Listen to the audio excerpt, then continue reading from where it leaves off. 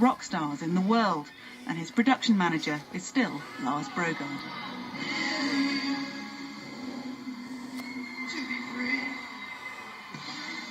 That was Lucy Burns reporting. Matthew Bannister will be here tomorrow with American singer Donny Osmond, who'll be talking about his 50 years in the business. Don't miss it.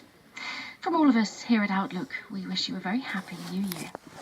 The BBC World Service. The Inquiry summons expert witnesses to answer one question. I'm Neil Rizal, the producer of The Inquiry. With the new year, the U.S. is getting a new Congress and perhaps a new showdown with the president. We're asking, is American democracy broken? The Inquiry from the BBC World Service. Listen online from Tuesday or download our podcast from bbcworldservice.com/podcasts. BBC World Service.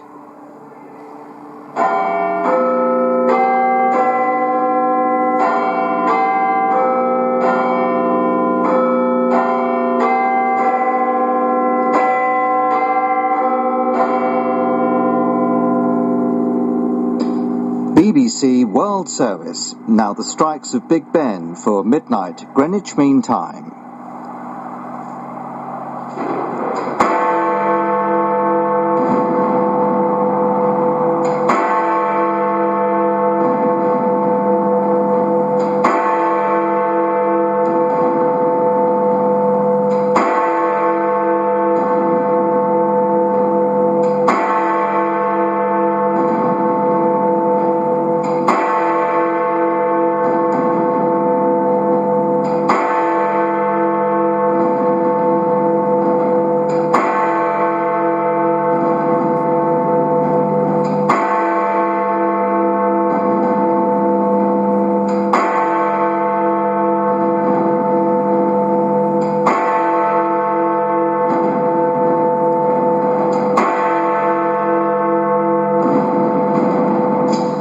From us all here at the BBC World Service, a very happy New Year.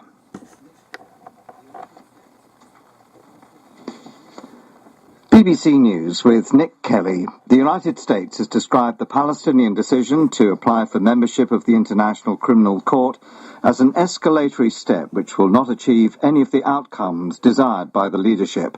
The decision by the Palestinian leader Mahmoud Abbas to apply for ICC membership could open the way for investigations into alleged Israeli war crimes in Gaza and the West Bank. Here's our Washington correspondent, Rajini Vaidyanathan. The US State Department says it's deeply troubled by the decision by Mahmoud Abbas to seek membership of the ICC. A spokesman said the move was counterproductive and would badly damage the atmosphere with the Israelis. America maintains that the best path forward is for direct negotiations to resume. But US-led peace talks collapsed last April, and Palestinians are now looking to other international bodies to make their case heard. Israel has warned that moves to join the ICC could open the Palestinians to prosecution too.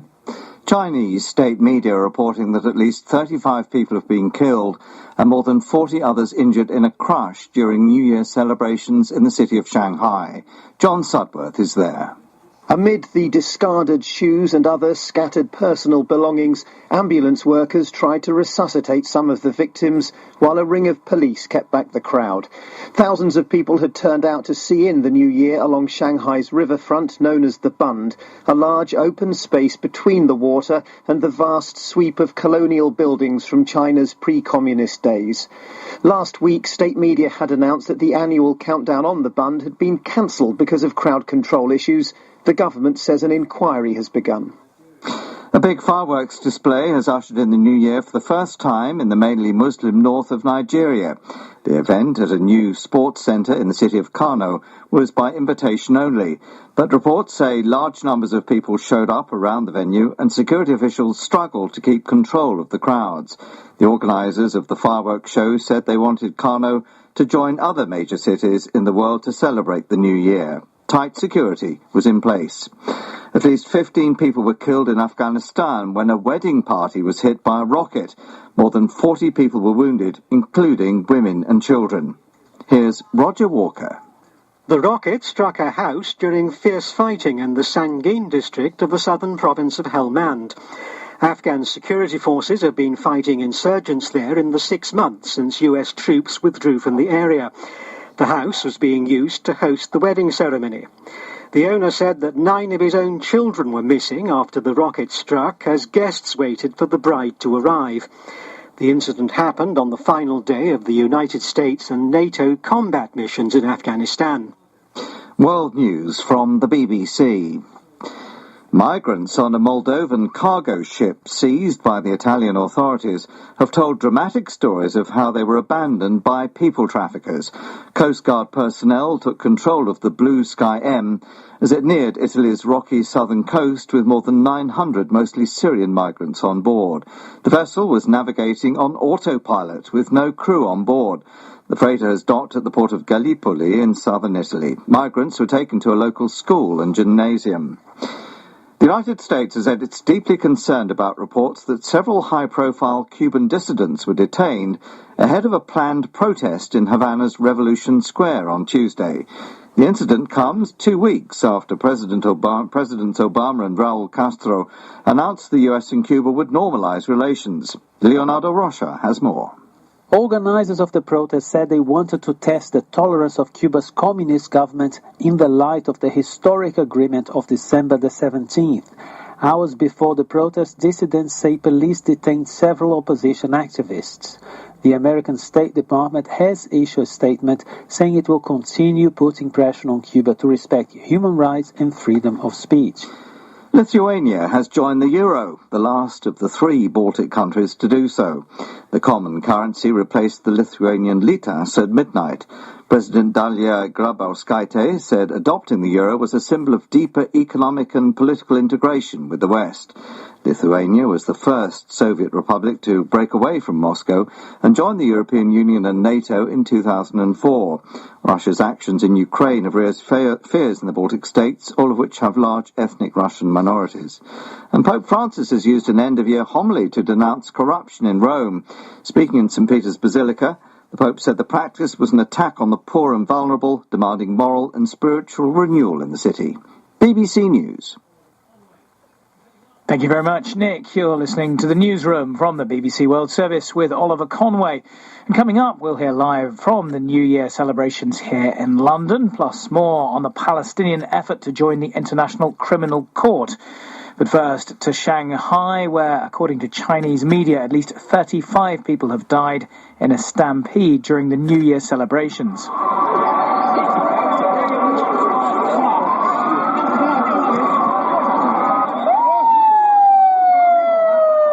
Well, footage on the state-funded media site The Paper shows limp bodies being carried into emergency vehicles and people lying on the road being given resuscitation. Let's go to Shanghai. Our correspondent there, John Sudworth. John, what more can you tell us? Well, there are very little sign of the chaos of last night visible this morning.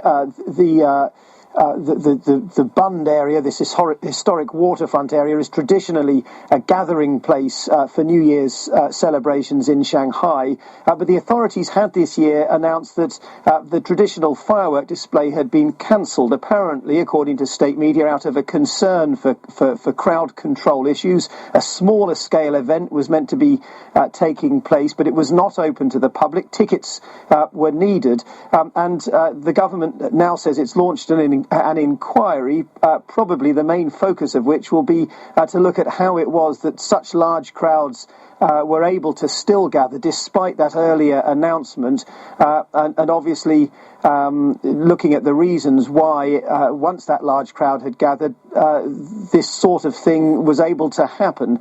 The photographs from the scene show some pretty distressing images of ambulance workers trying to resuscitate victims lying on the ground amid discarded shoes and other personal belongings, while the police, a large ring of police, try to hold back the crowd. Yeah, huge crowds there. Those pictures of the people gathered before the celebrations just show packed streets, so it's understandable how this could have happened. But any details about what actually triggered the stampede? There are a number of reports on some newspapers saying that someone was throwing money around.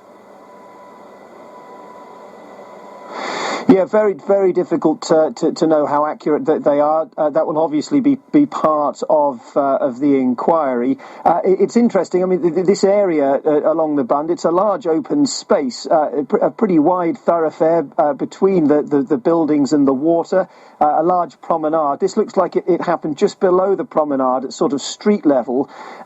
Very difficult to know what sort of crowd control measures were in place, how free the crowd was to move. And as you say, these reports of people throwing money around, I think that will all, of course, feed into the inquiry as to exactly what triggered this stampede.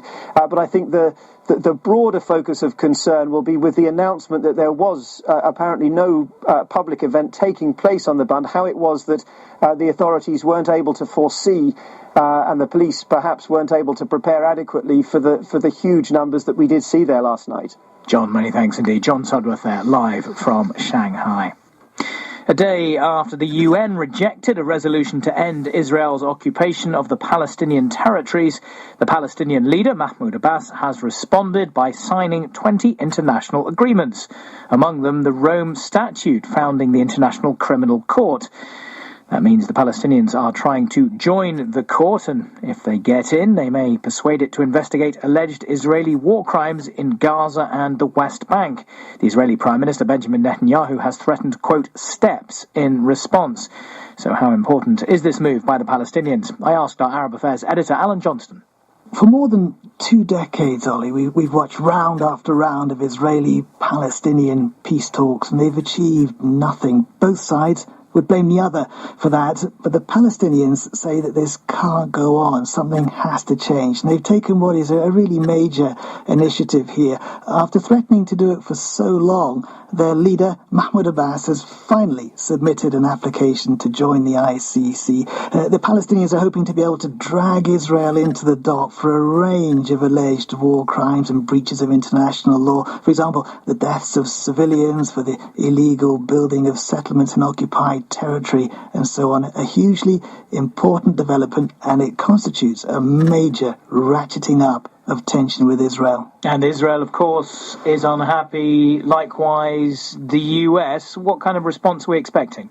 Well, first of all, that signing ceremony broadcast live on Palestinian territory, and in the minutes afterwards there were fireworks over Ramallah. There will be jubilation in many parts of Palestinian territories tonight, many Palestinians wanting to see Israeli generals and officials answer for their actions in the occupied territory, their alleged crimes. But this is a move that was always going to infuriate the Israelis, and very swiftly their Prime Minister Benjamin Netanyahu promising unspecified countermeasures. He said the Palestinians had more to fear from the ICC than Israel did, and this bid to join the court could lead to attempts to prosecute Palestinian militant groups like Hamas for their alleged crimes. For example, indiscriminate rocket fire launched at Israeli population centres. Alan Johnson on the Israeli response to that Palestinian move. I asked Rajini Vaidyanathan in Washington what the US was saying.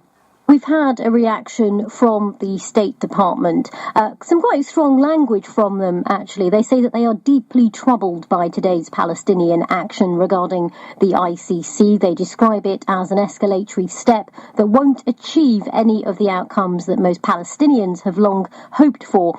They say that the action is entirely counterproductive and say that it badly damages the atmosphere with the very people with whom they ultimately need to make peace. Such actions only push the parties further apart, they go on to say, so they don't endorse the action.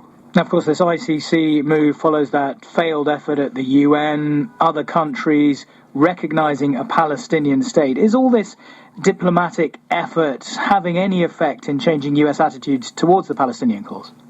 Well, it's certainly not changing the US course of action. The US still maintains that restarting negotiations is the way forward. Of course, peace talks collapsed in April of 2014, and that was after some intense shuttle diplomacy by the US Secretary of State John Kerry. Now, what it seems to be the case is that the Palestinians are now taking different avenues to try and achieve their goals. So not necessarily seeing the US as the key broker to any deal. Of course, it's worth mentioning that the US is a key ally of Israel and believes that getting both Israelis and Palestinians together and to talk is the way forward. Virginia Vaidyanathan in Washington.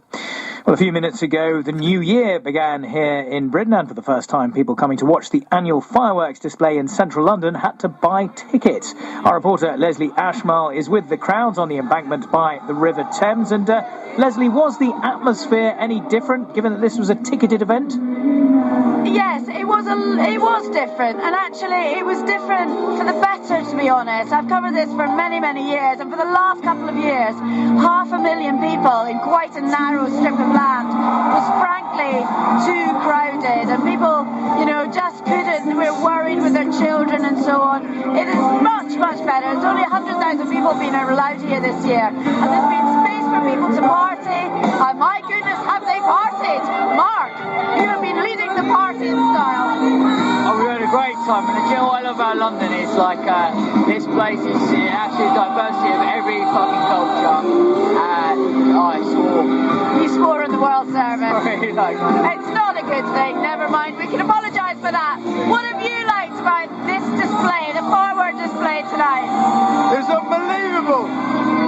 The fireworks, they're second to none. They came out of the blue, and I thought we were just here for a few fireworks. Because the thing is, what the world needs to know is London actually has about 10, 11 minutes worth of fireworks. And they don't come out of the blue, of course, but they come shooting out of the London Eye. Have you had a good time, sir? A thumbs up doesn't work on the radio either. You've lost your voice. Okay, good. Well, you can tell it's all going swimmingly down by the banks of the Thames. Honestly, it's been a much, much better atmosphere than there really has been over the last few years. Let's speak to these young ladies. Leslie, we're out of time, so I think we're gonna leave it there. But many thanks indeed. Apologies for the rude word. Unfortunately, these are the perils of live radio. On New Year's Day 1977, The Clash played at a tiny music venue in London. The Roxy Club in Covent Garden was, it's claimed, the spiritual home of punk. That gig was filmed by Julian Temple for a project which eventually he abandoned. 38 years on, the director has put the film together as a reminder of punk's heyday. With more, here's Vincent Dowd. London's burning! London's burning!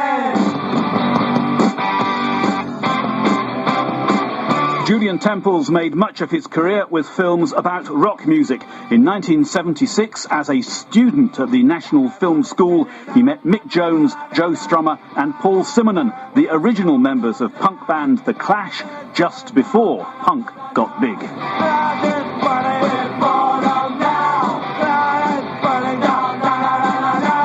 Julian Temple saw stars in the making. He started to shoot interviews and rehearsal footage, but the planned film never got made. Until recently, he thought the videotapes, stored in a damp shed, were too low-tech to rescue.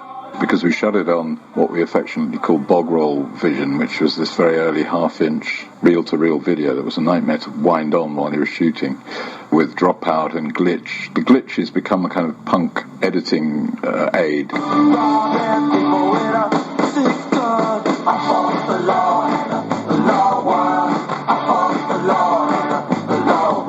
Almost 4 decades on, a new documentary, premiered on BBC TV, has been edited from unseen concert footage and interviews. You get this whole explosion of new groups and media saying, yeah, they're kicking out the rock establishment, let's call it the new wave, let's call it punk rock.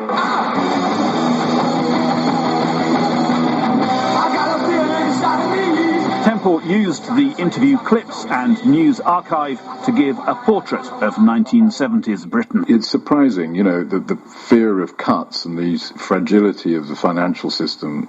When David Cameron said the headlights are flashing on the world financial dashboard, it's not that different from Dennis Healey going on about the IMF and this whole sense everyone's got to tighten their belts and cuts have got to get harder and faster. That whole feeling is very much in the air again now.